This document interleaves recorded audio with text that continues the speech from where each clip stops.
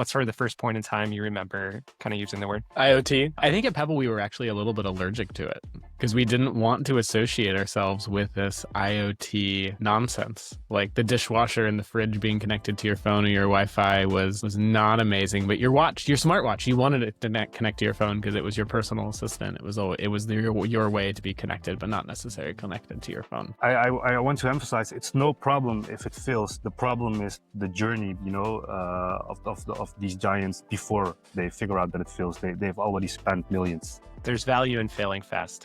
I think the common driver for success in IoT space is that we spark the interest of end customers. It's that simple. The biggest gap today is lack of awareness. So that's one. And the second one is creating urgency. So the moment that they have learned about IoT, people naturally they fear change, but we have to convert that fear of change into fear of being left behind. Okay, I need to do this now, otherwise I'm going to be left behind. Something AI has done really well. Yeah, exactly. Yeah. Welcome to Coredump Sessions, the podcast for IoT leaders, firmware engineers, and embedded systems enthusiasts. Each episode, we bring you insights from the leaders and innovators shaping the future of connected devices. We'll talk about what's breaking, what's working, and what it really takes to build reliable products at scale. Let's jump in. Welcome, everyone, to today's Coredump live session on why your IoT project still hasn't taken off and how to fix it. For the folks that are tuning in live today, thanks for being here. One of the benefits of tuning in live is you can help shape this conversation and what we talk about. My name is Chris Coleman. I'm the co-founder and CTO of Memfault. Today, I'm also joined by my other co-founder, Tyler, who heads our field engineering team, and our guest speaker, who I'm thrilled to have, Afzal. Afzal is a storyteller, entrepreneur, and builder of tech brands with a deep focus on IoT over the last decade. After leading a corporate startup within a major telecom, he's helped thousands of developers and businesses get started with low-power IoT solutions. Afzal is known for making complex technology more approachable to folks and combining sharp critique with real-world experience. His writing is driven by a single goal: to challenge the hype and spark practical change in how we adopt technology like IoT. Afzal, maybe you could tell us a little bit about your journey into IoT. I feel like it's a unique experience for everyone, how they got here. Yeah, thanks. And let me start first with it's a pleasure to be here. As I said earlier, I've been following Memfault already for a while. One of the few brands who are doing things right in IoT. So it's an honor to do this together with you and Tyler. So thanks. My journey in IoT started in 2017. I started a new job at T-Mobile Netherlands after some other telco tech jobs before that. And it was quite fun because they just rolled out this brand new Huawei radio access network. And that gave T-Mobile Netherlands the opportunity to also be the first one that rolled out a narrowband IoT network, even before China.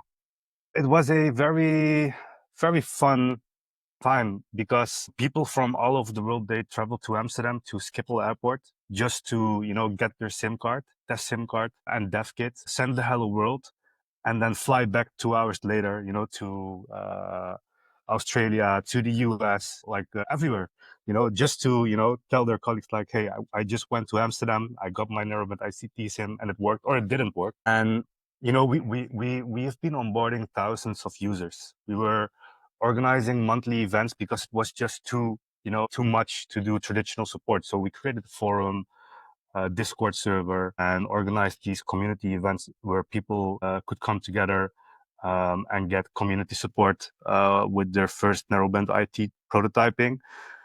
And because of that, we had high, and even, I had high expectations from IoT, and especially narrowband IT. And all those people, sitting at our community events, prototyping, they came back to me and said, this is so cool. This is awesome. Next year, I will come back to you with an order for 30,000 SIMs. Some even said 500,000 SIMs. Some people were even talking about millions. But then 1 year later, I find the estimations for hardware sales is often a bit on the optimistic side. yeah. But 1 year later, Many of those people disappeared. Some of them they didn't disappear, but what we learned was that even though they run successful POCs and even successful pilots, the impact on the organization, it was too big for end customers to move fast. But nevertheless, this platform that what do you mean by that? Or like, what are some of the issues you saw within, kind of people trying to get organizations to adopt? Yeah, so one of those end customers, long time ago, 2018, was the railway management company in the Netherlands. There is only one. I mean, the need for this device was so obvious. Why? Because during the heat waves, and we have many of them these days in May, June, July, August, September, and even October, when we reach temperatures of 36, 37 degrees, that impacts the railways, right? Like the material of the railways, the metal, it extends. That's very dangerous at those places where, how do you say that? Like where you change on the railways, where you change. So the tracks change? Yeah, the tracks change. Yeah, exactly. So that's very dangerous. And it's super expensive if it happens. So what do these people of these railway management companies do today? And they are already doing that for decades. They send people, to proactively check those track changes, measure the temperature, by hand, and report back at the office if they need to take action or not. It's expensive, it's inefficient, it's dangerous, right? And you have to block the track for a while. So that means that some trains they cannot ride. So it has a huge impact also on the economy. So this device that already existed on LoRaWAN, by the way, for a few years, but they were not super happy with LoRaWAN because it was unlicensed, blah blah blah. The fallacies. So now they had a version on narrowband IT which worked perfect, like the one that was running on LoRaWAN. And the pilot was successful, but just because they didn't want to change their internal processes. They saw their jobs not disappearing, but they saw their jobs changing. So the resistance, like the internal resistance in this organization, was too strong. And this is just one example, but this is one that I have off the top of my head. But there were many cases like these, where everyone thought that, hey, the business case, it's proven, the technology is proven. Now we are going to scale, but just because of resistance, didn't happen. Yeah. No, interesting. And I was going to say it's a good use case for narrowband IoT at the time, or perhaps even today, because you're in one country, so you don't have to deal with kind of the interoperability matrix that's out there. Tyler, when you think about sort of your journey into IoT and where it began, what's sort of the first point in time you remember kind of using the word IoT? I think at Pebble we were actually a little bit allergic to it because we didn't want to associate ourselves with this IoT nonsense. Like the dishwasher and the fridge being connected to your phone or your Wi-Fi was not amazing, but your smartwatch, you wanted it to connect to your phone because it was your personal assistant. It was your way to be connected, but not necessarily connected to your phone. And then Memfault. Memfault is the first time I think I felt like an IoT company. I was like, great, we have to embrace it. Our marketing material has to use the word IoT, but not too much. Yeah, I guess I don't. I recall the first time sort of having discussions about it would have been in that like 2013, 2014 timeframe. I think that's sort of when there started to become some talk of IoT coming and things getting in place, but sort of lack of the why or what was happening or the applications that would would be there, or kind of use cases, yeah, like you're describing, where someone was adding a Wi-Fi modem to something and it was smart, but how it was smart or what it was doing was a little bit ambiguous. I guess as you look at kind of the last decade, what are successes in the IoT industry that you've seen or you think about? Maybe we can start with you, Afzal. I don't think that there is one industry that's being more successful than others or growing much faster in IoT adoption than all the others. I mean, if you look at it from a single angle, say, if you look at it as someone who's working at a large MNO, AT&T, Verizon, Vodafone, Deutsche Telekom, T-Mobile, you might say that automotive is growing fastest, compared to other industries. But that's just because, that's your product, M2M connectivity. It's made basically for automotive. It's your niche. Or if you look at it from a specific country, in my case, Netherlands, I might say that the water authorities have grown the most. But from a global perspective, and luckily I know solution providers, IoT people from all over the world, I think it's more balanced. And earlier this year, maybe you saw it, the Things Industries, the CEO, Wieneke, he shared a few articles as he was celebrating 10 years of the Things Industries. And in one of the articles, there was a pie chart showing in which industries there are 3 million active devices. So I think they represent something, with 3 million devices. A B2B IoT. So maybe it's good for the audience to know that when I talk about IoT, I'm staying in my B2B IoT bubble. But this pie chart showed that all the slices of the pie were almost the same size. Smart cities, security, healthcare, agriculture, smart building, all the slices in the pie, they were almost the same size. So I don't think that there is a winning industry. What do you guys think? I like to think about it from a use case perspective, and then I guess like work backwards from there. But I think sort of the general use case you mentioned, where like the railway tracks, where there's something that's dangerous or something that's like really remote that just requires a lot of resources, manually monitor what's in place and leads to a degraded experience for either end consumers or an end business. Like those feel to me like some of the best fits for IoT and where I've seen applications that make a lot of sense. So if you look at things like asset tracking, just like logistics, where are things moving? How are things in place? How do we optimize routes that are there? I think there's been a number of companies that have gone after that space and some companies that have done quite well getting into sort of like monitoring construction sites, tracks, or things that are in place. I think a challenge is kind of, I don't know, to some degree, like with larger businesses, they're looking to see that technologies have been validated. Getting ready for it means they need to see sort of examples and use cases and understand sort of the pervasiveness that's out there in the world. No one wants to, a big business generally doesn't want to be the first one to try something unless they're truly kind of pitching and doing innovation. And then there's certain industries that are, I guess like automotive that's an interesting one too. See some things there. I think end folks are probably like less familiar with that. Yeah. Not everyone's sort of aware what the car is doing or not doing, but I guess those are things that come to mind. And then increasingly, I think there's regulatory requirements that are interesting when it comes to energy monitoring or automotive or other things that's pushing the need for more data about how devices are operating, when they're operating, and what's there. I guess if you think of success stories, Tyler, what comes to mind for you? Yeah. I think I'm in the camp where I don't see all of it. Like I don't see exactly where it is, where it's pervaded, but I know like, yeah, for flood insurance, like water insurance, you have to have a device in your pipes now, basically, to detect leaks.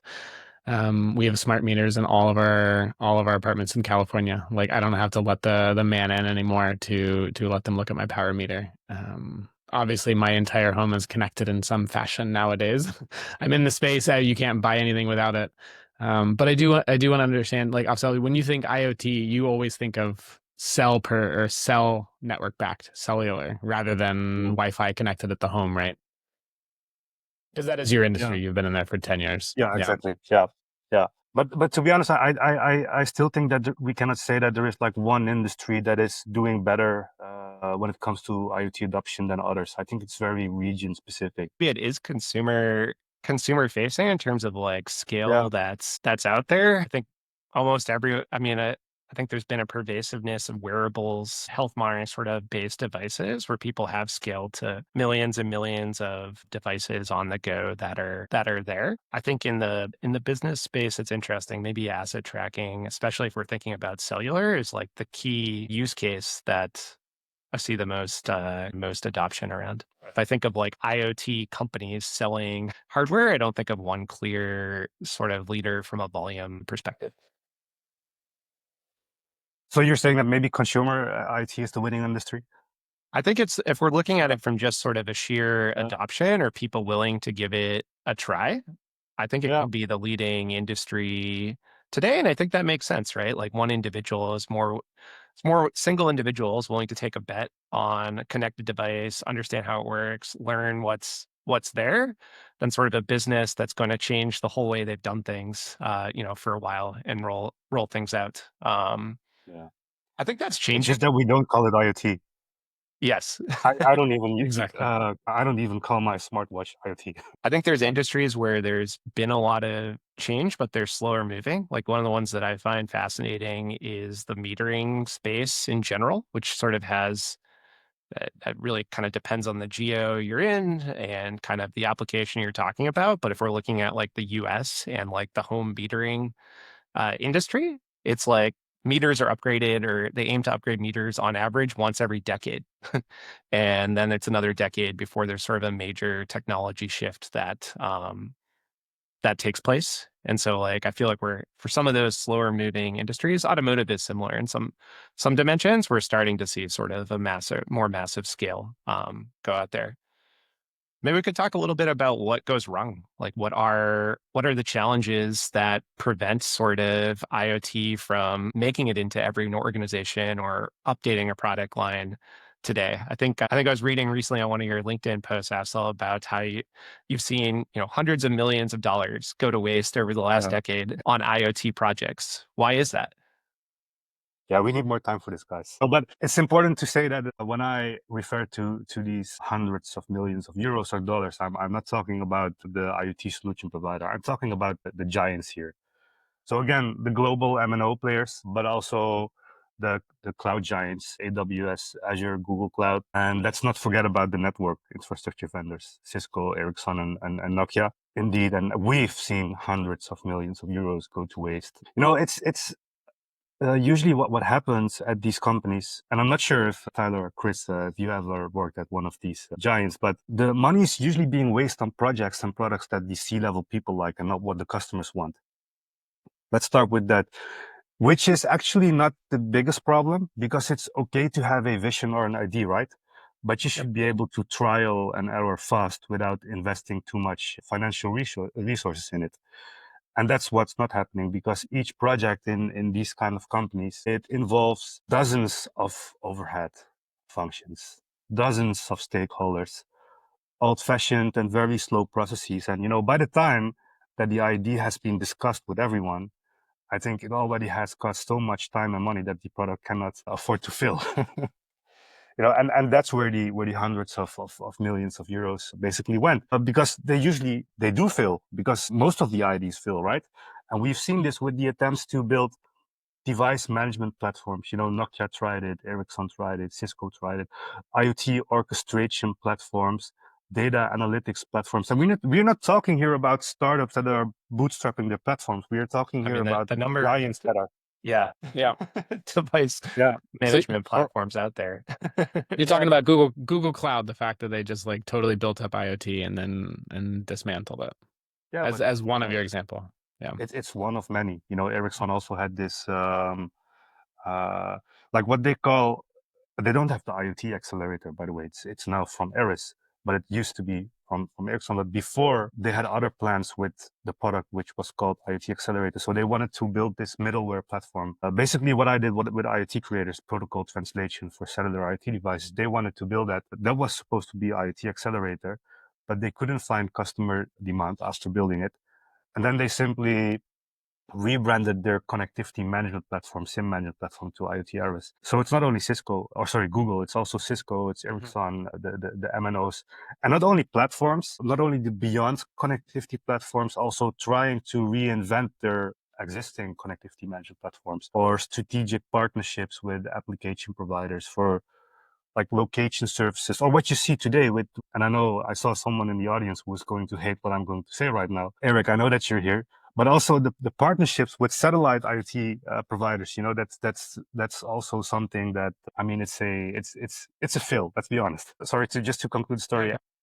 I want to emphasize it's no problem if it fails. The problem is the journey, of these giants before they figure out that it fails. They've already spent millions. There's value in failing fast. and then, because of this, IoT gets a bad reputation. That's why you said before this live session started that, hey, it has a bad reputation. Yes. And I think what you hit on is really important and kind of ties back to cheeky advice I got a long time ago about if you build it, they won't come. Just kind of the sentiment around if you're, I'm an engineer, I like to build things and sort of get some prototype in place. But if I'm not in the field, if I'm not talking to those end users and really understanding kind of the use case, the problem that's being solved, the onboarding flow that's there, and factoring that into my design decisions and getting prototypes out there to get that real world feedback, your chances of success are so low. And I think that's a lot of what you're hitting on here, where if you kind of staff a big team, you're like, we're going to ship a great thing in 2 years, and you miss that sort of external feedback from the field, it's not setting a project up for success from my perspective. Yeah. And I think, if we do talk about, if we do focus on solution providers for a moment, like those, small startups building an end-to-end IoT solution, IoT use case. I mean, it's common that maybe 9 out of the 10 that they fail, but we are not talking about wasting dozens or hundreds of millions. We're talking about someone, trying to bootstrap something, or maybe they had, they borrowed like 100K somewhere. They tried, they failed, and they move on and they do something else. And I don't think that this is hurting, let's say, the reputation or damaging the reputation of IoT, but the other stuff that we just talked about, like those huge projects. Yeah. Yep. We have to celebrate the wins more in IoT, honestly. So, yeah. I mean, how about you, Tyler? What are some of the challenges that you see for folks getting off the ground, launching products at scale? I have to imagine the complexity of the whole problem is so much. I wouldn't even know where to start. And I think you've talked about this before, Afzal, and I think a lot of the blaming of things of IoT go back to building hardware is hard. Like building hardware is difficult, finding manufacturers. During COVID, you didn't have the right parts and you had to change a lot of parts. And so I think there was a lot of blame on that, but then getting it connected. And I imagine that when you're trying to do asset tracking and you're monitoring 1,000 or 10,000 things and a couple of them get lost, like that sucks. But if you send a person out to a railway and they can actually measure whether the rail is actually in good health or not, they're going to know for a fact whether it's in good health or not. But if the sensor is offline, like you can't fix that. And so what do? I know in our industry, Chris, like we have customers that have 10,000 and 1 million devices and they just expect like 1,000 to fail like every single day, or like 1,000 to go offline. And that's just how it is. But I think when you talk about IoT, you actually need like almost 100% reliability on these things, which I think is nearly impossible. Even when I guess Memfault can't save your hardware. You can't save your hardware from overheating and dying and frying from temperature and altitude and stuff like that. But yeah, I mean, you can get its last dying wishes, but that's about it. So what would be, I guess, like if you're joining a company that's been building hardware for years, there's an initiative to bring an IoT product to the market. Like, how would you think about sort of organizing that team? What would your advice be for folks doing that, Afzal? So a company that is already doing hardware. Yeah, I think it's the common trajectory. I think this is the hardware trajectory. Like someone has been building railways for years or car batteries for years or whatever the application may be. And someone is like, hey, there's a bunch of real world problems we can't address today, right? Predictive maintenance. Maybe we can tell a company exactly when they need to replace their battery or detect that the car needs a fix, or, we can sort of save a lot of time and lead to more reliable railway systems by getting something in place. How does a company that has stuff in the field today go about getting an IoT project off the ground and be successful? Yeah. I think that I'm not going to talk about technology or the development. I think in the end we want this solution that the end users, that they will adapt it and that it scales. So I would say let's start with the company culture, like the culture of the company where we want to apply this IoT solution. Usually, we think that we should just talk to in some companies it's the IT manager, some companies it's the COO. It differs, but I think, this change that such a solution is going to bring, it's huge. And it has impact on all the units or all the organization units of a company. So I think everyone should be not only involved, starting from day one, I think everyone should like feel the ownership that this is something that like the company needs. It's going to have impact on my business stream. It's going to bring change. So I need to own it because, involvement, what I've seen in IoT transformation projects is that involvement is not enough. That it still means that, hey, this innovation manager over there or this IoT solution provider over there, they are owning it and they just keep me involved. They just keep me up to date, but they don't feel the ownership. So when things get difficult, you don't get their support. So that's one thing. The other thing, too much outsourcing. yeah, exactly. Yeah. But also, I don't think that IoT transformation is successful in an organization where they don't have this, I call it a hyper efficient corporate culture. And what that means is that you have like people, a lot of crazy people in your organization who question everything. I've been doing this for not 3 years, for 10 years. I've been doing this for 2 weeks. Is there a smarter way to do it? Can I make this task obsolete? Can I make myself obsolete? I think only in these kind of companies there is room for IoT transformation. That's a good, it's a good point. It kind of, the memory that comes to my mind is the conversation I have more times than I care to admit with companies who have been building hardware forever and it hasn't been connected.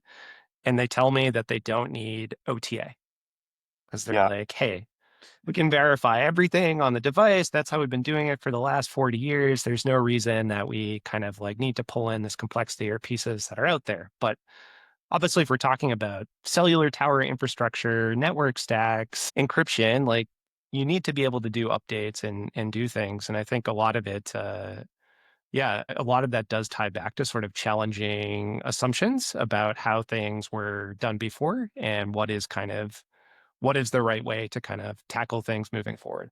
But I guess sort of anything you'd add, Tyler, in terms of like bringing IoT projects to market?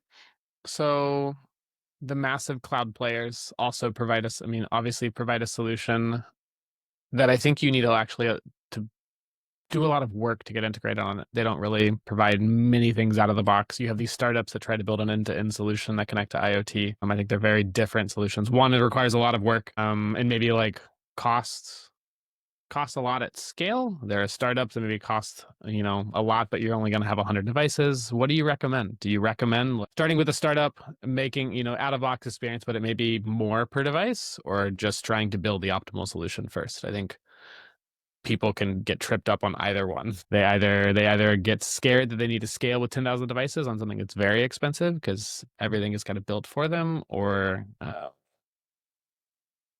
they're trying to build 100 devices and use the most complex system like AWS IoT. That's a statement. Calling it a complex system. Yeah. Maybe the solution providers themselves and some of the technologies that people build their platforms on top of.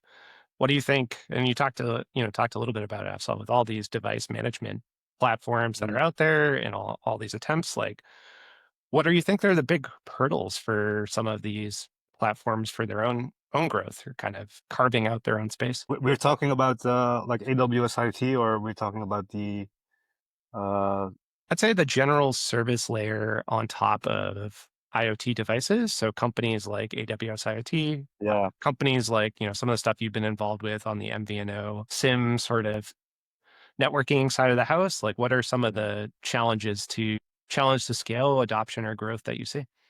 Yeah, so I agree with what Tyler just said. Their solutions are complex. Instead of making it easy, they're making it more challenging because these companies, they stepped into IoT with the idea that there will be millions of devices and we need to grab a lot of those ones.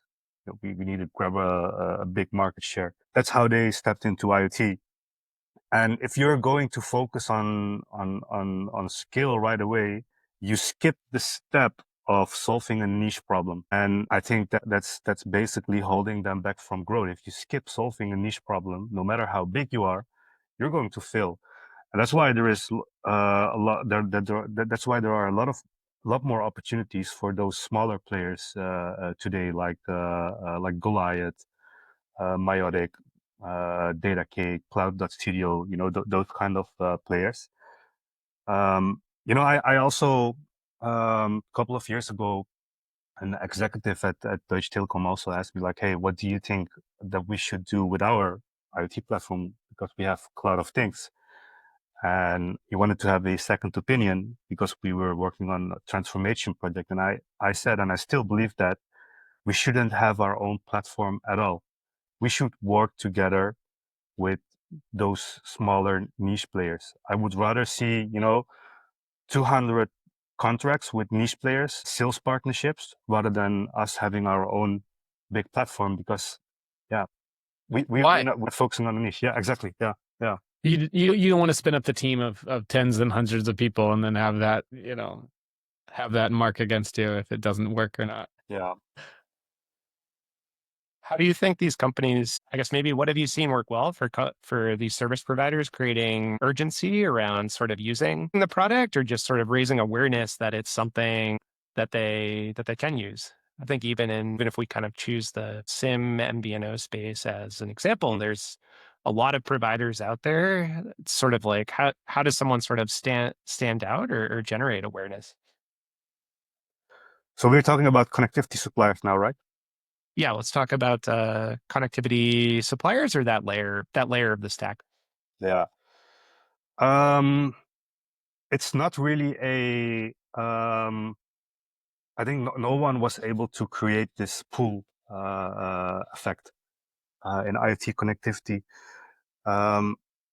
We thought like the cellular ecosystem, the MNOs and MVNOs, we thought back in 2018, 2019 that we could do that with the launch of narrowband IoT and LTM to grab the solution providers who were running their solutions on LoRaWAN and Sigfox. Yep. But most of those, let's say, entrepreneurs and hardware developers, you have those people who don't like telcos, right? Yeah. And I think that was the audience that we were trying to address, but they simply didn't buy it. They didn't buy the story because they never liked telcos, basically. So I don't think that any of the MNOs or MVNOs selling cellular connectivity that they have been able to create urgency in the market. I'm proud to say that with IoT creators, we did quite well, but that was just because we were one of the first suppliers who were able to offer narrowband IoT and LTM SIM cards in small numbers instead of large contracts and high commitments. And we had a different tone of voice. So it was really funny because people thought that, especially people from the LoRaWAN ecosystem, they came to us because, hey, we see this tiny T logo there, but the bigger part of the logo is IT creators and they speak like a human being instead of an enterprise, and they are more humble in their tone of voice. So let's just try it out. And at the same time, there were also companies who were like, okay, I want to do business with a company with a big telco, and they have this tiny T in there. So we have best of both worlds. But just because having an accessible surface and changing the tone of voice and the way how we approach the market, we were able to attract people, especially from the LoRaWAN ecosystem, to cellular.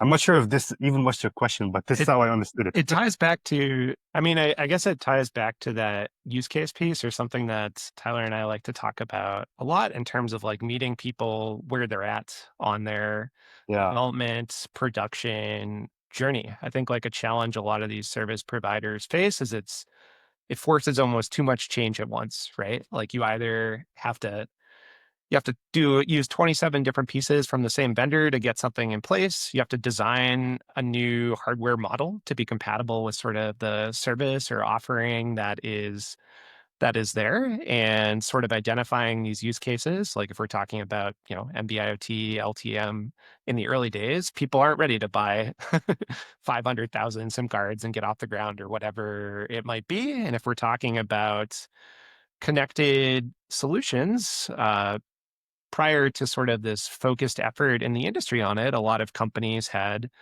designed their own hardware, designed their own proprietary transports, and like solutions that solutions where the offering can be dropped in, I think are more successful than solutions that are too opinionated about exactly what someone needs to use across the whole stack. We got Which is why the goal of Memfault is to integrate with anything. We're not opinionated in that way. We didn't build our own hardware. We don't require that you use our own RTOS. We ideally integrate with every single RTOS and every hardware chip. I mean, if I look at the IoT space, it's fragmented, right? Like people use microcontrollers of various different types. People use embedded Linux. People use embedded Android. Even in this talk here, we've talked about 4 or 5 different wireless protocols, right? Wi-Fi, LoRaWAN, LTE, NB-IoT, and there's many more. And so if it's sort of like, there isn't a lot of consolidation, I would say, on kind of where things wire up. And so meeting folks for those use cases and having something that can be dropped into different areas, I think is really important. But do you think that it's a problem, the fragmentation?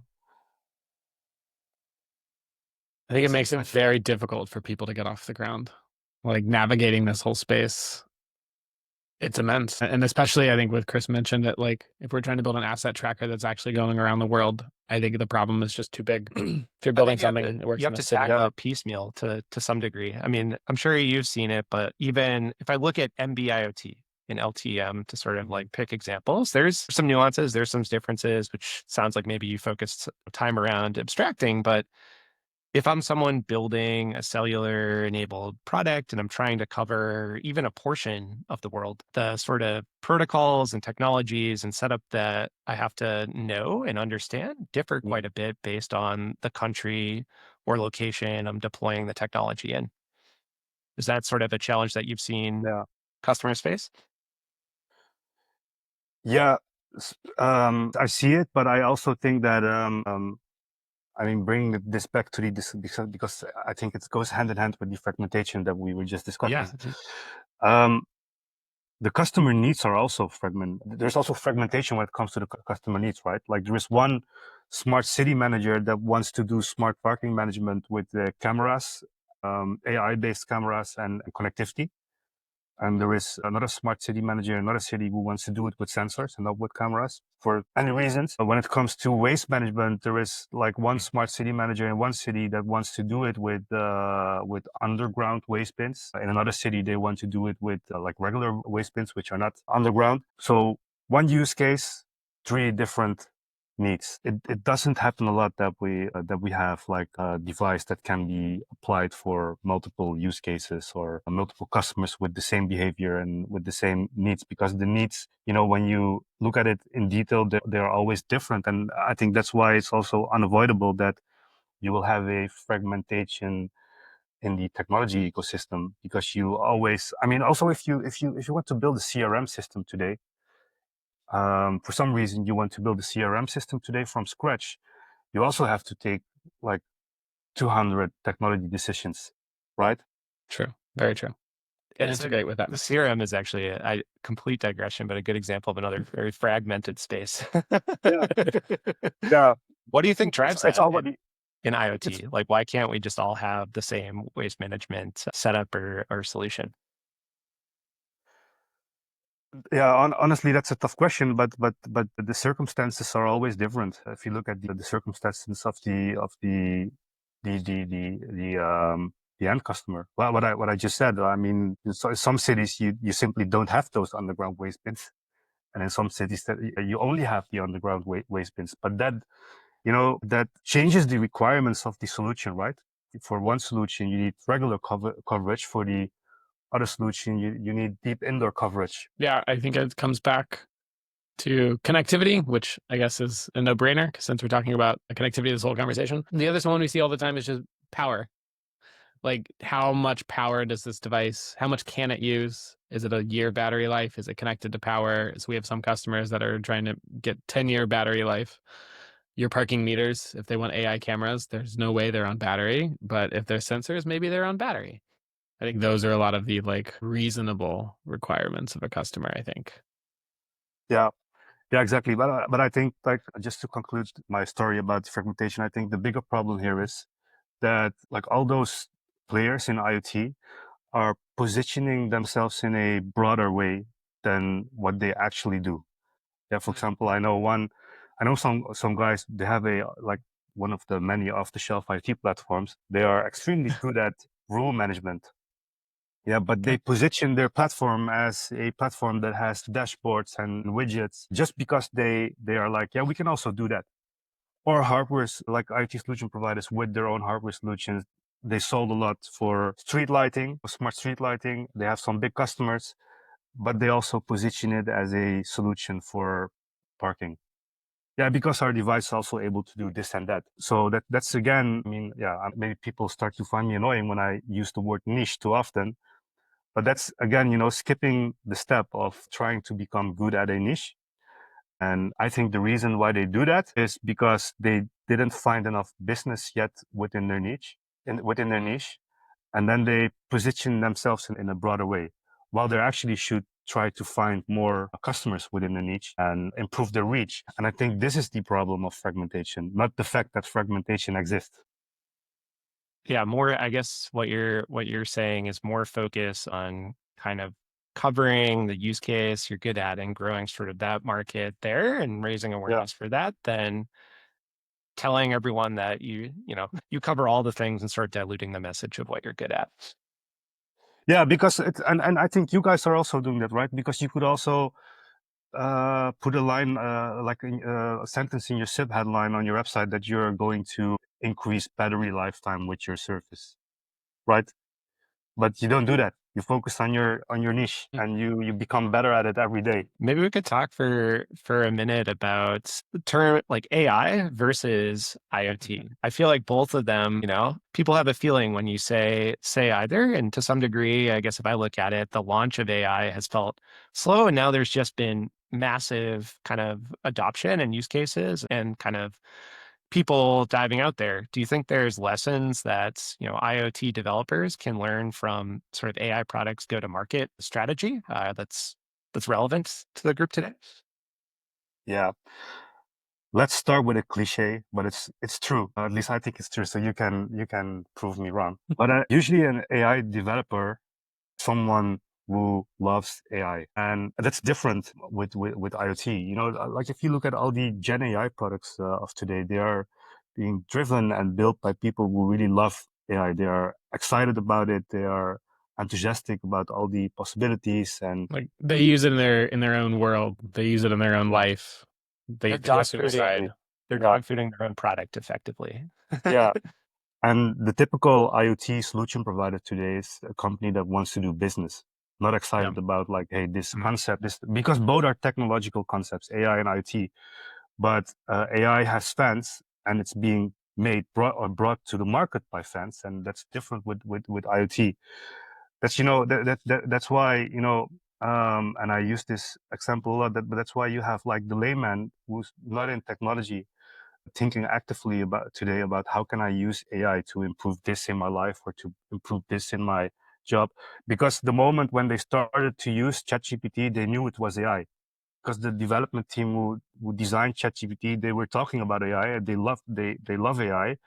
And that's why the end user knows that it is built on AI. But the same end user doesn't know that his or her smartwatch or air conditioning system that they control on the smartphone, that IoT is inside it. So it starts with the first lesson is, and not only for developers, but any company who is trying to bring IoT products, no matter if it's vertical or horizontal, to the market, is we should start to get excited about it again.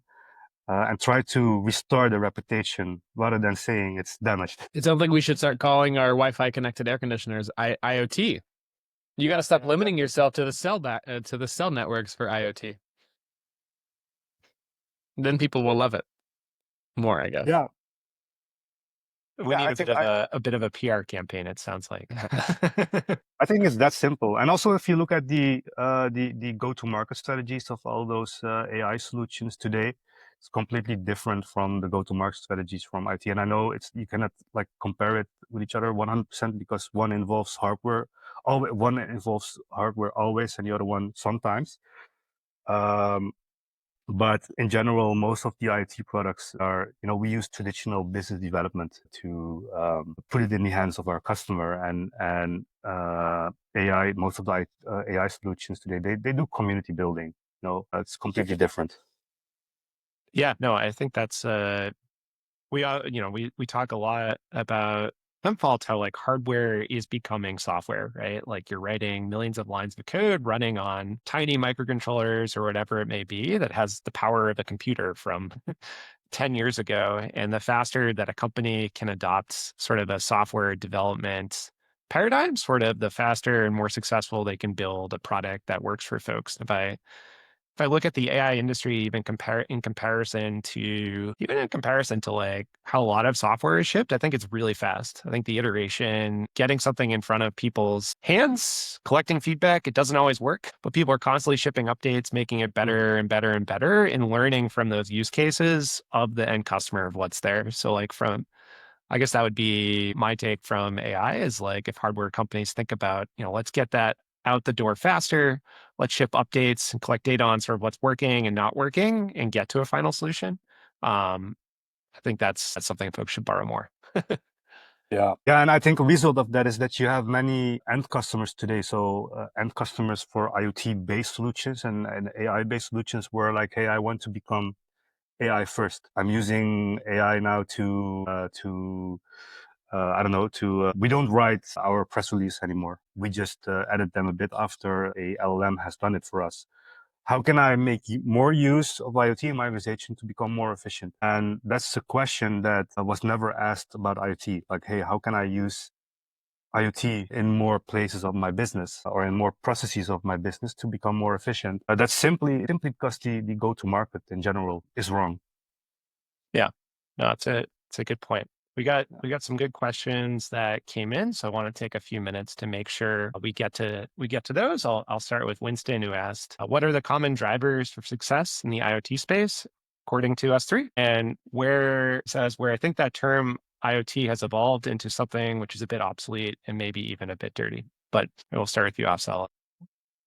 Three sort of precise points on what folks should do. I think, and going to stick to the problem of market awareness again. I think the common driver for success in the IoT space is that we spark the interest of end customers. It's that simple. That's the biggest gap today is lack of awareness. So that's one, and the second one is creating urgency. So the moment that they have learned about IoT, we have to change. Like people naturally they fear change, right? So the IoT solution is going to bring change, but we have to convert that fear of change into fear of being left behind. Okay, I need to do this now, otherwise I'm going to be left behind. Something AI has done really well. Yeah, exactly. Yeah. How about you, Tyler? Anything you'd add for drivers for success in the IoT space? We talked about it a lot, but start small. Start with something that you can just use out of the box. I mean, now we're Memfault's part of Nordic. Like they sell a couple of solutions that work pretty much out of the box for a lot of people. And they have great sample and example applications that people honestly use in production. Start with those. That's one. Two, monitor the product. Make sure it's actually working as you expect. Of course, that's Memfault's pitch. But we like the companies that don't think they need OTA or don't think they ever need to monitor their product because they've been building the thing for 20 years. Well, you need to monitor the new IoT part of it. And if you don't, it's going to be a really sad time, I think. At least I have two. Yeah, it jogged my mind on, I guess, like if I were saying it succinctly, like focus on what differentiates you. I think I think in the embedded engineering industry in general has a lot of not invented here. We have to like build everything up from scratch by virtue of like that's how it's been done for a long time. But if you can get 70% of your solution in place, the non-differentiation stuff, and spend 30%, that last 30% gets 100% of your time from a marketing, engineering, sort of like launch perspective, I think you're drastically going to increase your chances of success. Let's see. Eric talked a little bit about sort of the space and how there's some use cases that rollout has been really, really slow, especially talking about a farming use case, getting things out there, seeing slow adoption. I was asking, will volume never come? Will it continue to grow slowly? Or will it go quickly when it comes, when we're thinking about IoT? What do you think, Afzal? What's your prediction for the next 5 years? Yeah, I think the pace will stay the same. You think? Yeah. If we don't, I mean, this, like what we just talked about, this urgency effect of converting the fear of change into fear of being left behind. Do you think it's something that we still can achieve with IoT? I'm not sure. I hear most people talking about regulation as the next step level change in IoT. Like if you require that all buildings become smart, if you require that all cattle become monitored for health reasons, I don't know exactly, but if you require it all, yeah. I hear that someone was telling me, since 2017, my solution is going to scale in 2021 because all over Europe it will become mandatory to have like smart smoke detectors in each room. Yeah. It's 2025 now. Yeah. I think regulatory, it does feel to me like the best bet. I think some of these regulatory standards have been rather slowly evolving. But if I look at the Cyber Resilience Act in Europe that finally went into effect and sort of sets a minimal acceptable standard, I would say, around the security in your IoT product, sort of through reliability of it and things people have to do to ship a product that's safe for folks to use. I've noticed that generating a lot of questions and folks I talk to building designs in terms of how do I incorporate OTA in my next design? How do I understand how things are working? So I feel like for takeoff in the next 5 years, those are some of the big areas. Metering, when it comes to automotive, I think regulation and sort of talking about getting things out there feels like the driving factor right now too around adoption. All right, last question, a good one too. Stefan talks about, let's see, lately we've seen more and more IoT products in the news that suddenly become e-waste because their cloud services have been shut down. If you're thinking about, building a product, how do you prevent this? And what impact does it have on, customers' trust, and what impact do we think it has in general, on IoT products? But how do we prevent the e-waste? I guess, how do we prevent the e-waste problem? Because I mean, Tyler mentioned it, but GCP shut down their IoT offering. What can folks do? But did you guys hear about this before? It's the first time. I mean, it sounds obvious, e-waste, because of shutting down cloud servers, but it's the first time that I hear about it. It happens a lot in consumer. So I think there was a smart spin bike company that got bought by Peloton, and Peloton decided instead of keeping them running to just shut down the service. All those bikes now are inoperable. I mean, you can still, from the hardware perspective, do something, but the connected component is just completely dead. And they gave people a discount on Pelotons. I mean, that happens all the time in consumer. Yeah, I guess I see it in two areas. There's kind of the cloud. Yeah, there's the cloud services shuts down sort of aspect. And then there's I think companies build something, they get acquired, they move on to other things, and they kind of deprecate, what's out there in the field. Yeah, I think Stefan is referring to B2B IoT, because consumer wearables, if it doesn't work anymore, there are still a lot of ways to recycle it, right? So it doesn't have to be be waste. But I think Stefan is referring to devices, in the field that you. I can imagine that when Google shut down their Google Cloud services, I mean, I'm not sure if they even had IoT customers, but let's say they had IoT customers, and I can imagine that there are maybe underground water meters, of which a company said it's too expensive to send people out there to dig all those sensors up. If that happens, that's bad. Yeah, I guess my advice if I'm building the hardware or thinking about it is I saw some post recently about someone in their connected home, right? So I guess it was on the consumer side. Yeah. They just killed the Wi-Fi in their house, and then they assessed which devices actually came back online after the Wi-Fi was dead. And there's some shockingly sad amount of devices in the house, like 40%, that never came back online. And I think when you're building a IoT product as an engineer or as a company and thinking about use cases, the device at least needs to be able to still do functional things if the cloud disappears for a while or a period of time. And I think that's actually in the lab in emulation, not something that people test or think about enough. I think if the business goes under, the cloud services deprecate, it's kind of like the best thing you can do is have a path for updating the devices. So at least the devices can be taken over or updated to capabilities that work with a new service. Those are my best thoughts in the area. It's a tough question. I think that's... Yeah, Go ahead.